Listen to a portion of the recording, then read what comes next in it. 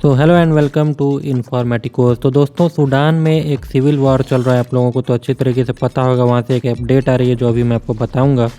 उससे पहले मैं आपको बता दूं कि जब मैं इसके डिटेल में जा रहा था तो मुझे काफ़ी सारी शॉकिंग चीज़ें पता चली। ये कुछ सडन नहीं हुआ है, ये पूरा का पूरा सूडान में 1989 से ही चला आ रहा है।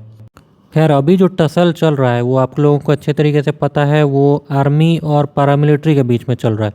तो आर्मी को हेड कर रहे हैं जनरल अब्देल फतेह बुरहान, वहीं जो पैरामिलिट्री है उसको हेड कर रहे हैं जनरल मोहम्मद हमदान डगलो। इनको कॉमनली हेमेडिटी के नाम से भी जाना जाता है।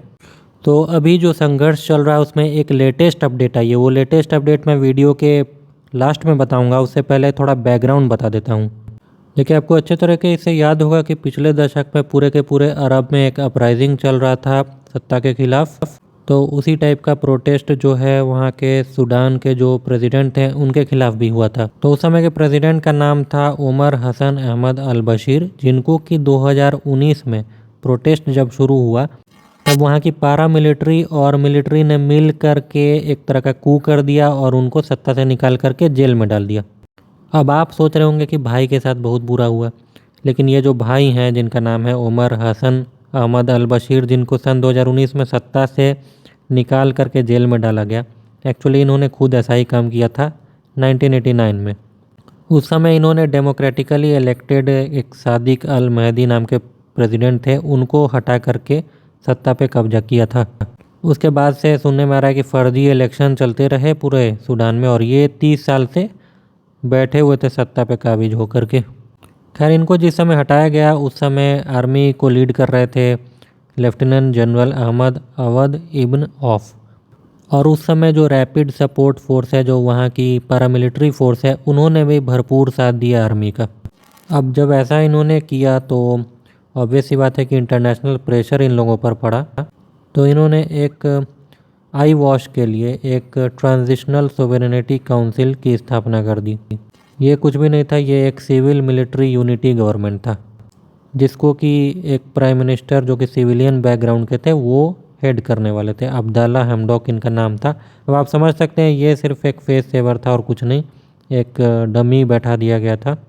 और जनता से ऐसा वादा किया था कि इलेक्शन 2023 में कराए जाएंगे।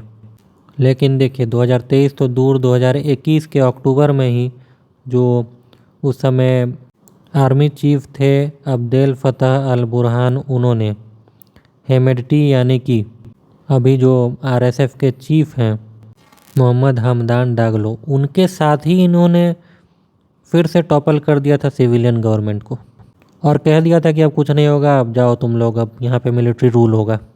यानी कि जिन लोगों ने दोस्ती करके वहाँ के सिविलियन गवर्नमेंट को धक्के मार करके निकाला था, वो लोग अब आपस में लड़ना शुरू कर दिए हैं। और ऐसा इसलिए हुआ क्योंकि अब तक तो इन्होंने साथ में मिल करके कूक किया और जो सरकार है उसको हटाया, लेकिन अब ये लोग में होने लगा आपस में ही पावर स्ट्रगल। जो वहाँ के मिलिट्री चीफ हैं यानी कि अब्देल फतह अल बुरहान, उन्होंने धीरे धीरे पैरामिलिट्री की पावर को कम करना शुरू कर दिया या ऐसी कोशिश की। अब ये तो आप समझ ही सकते हैं कि आरएसएफ के चीफ मोहम्मद हमदान डागलो को ये चीज़ बिल्कुल भी पसंद नहीं आने वाली थी। तो इन्होंने सीक्रेटली प्लान कर दिया एक मेजर अटैक अपनी मिलिट्री पर। एकदम ही टॉप सीक्रेटली इन्होंने प्लान बनाया और अचानक से पूरे के पूरे देश में हर एक वाइटल जगह पे इन्होंने कब्जा कर लिया, इंक्लूडिंग जो वहाँ का एयर बेसिस था उस पर भी। तो उसके बाद से जो फाइटिंग हो रही है वो तो आप लोग देख ही रहे हैं, लेकिन अब आज की अपडेट आपको बताऊं। आज रिपोर्ट किया गया है एक मेजर एयर स्ट्राइक सूडान में। ये स्ट्राइक अभी तक किसने किया है इसको लेकर के कोई रिपोर्ट नहीं है, लेकिन सपोजिटली ये एयर स्ट्राइक आर्मी ने ही करवाया है। अधिकारियों के मुताबिक लगभग 22 लोगों की मौत इसमें हो गई है। तो आपको बता दूं कि इस जंग में अब तक कम से कम 958 लोग मारे जा चुके हैं। जी हाँ, आप समझ सकते हैं कितनी बड़ी संख्या है। अन्य रिपोर्टों के मुताबिक पूरे देश में रेप की घटनाएं बढ़ गई हैं और लगभग 29 लाख लोग विस्थापित हो गए हैं। यानी कि प्योर एनार्की फैल गई है पूरे के पूरे सूडान में। आप सोच लीजिए, सिर्फ 2 लोगों ने पूरे के पूरे देश का क्या हाल कर रखा है। और उसमें भी जो जनरल बुरहान और जनरल डागलो हैं वो दोनों एक साथ थे।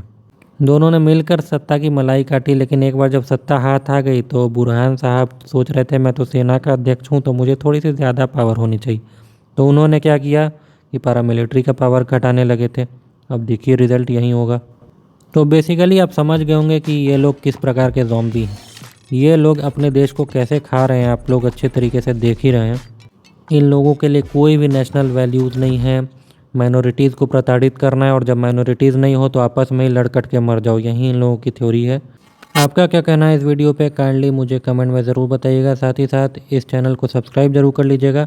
लाइक करिए, कमेंट करिए, शेयर करिए। मिलते हैं अगली वीडियो में, तब तक के लिए जय हिंद।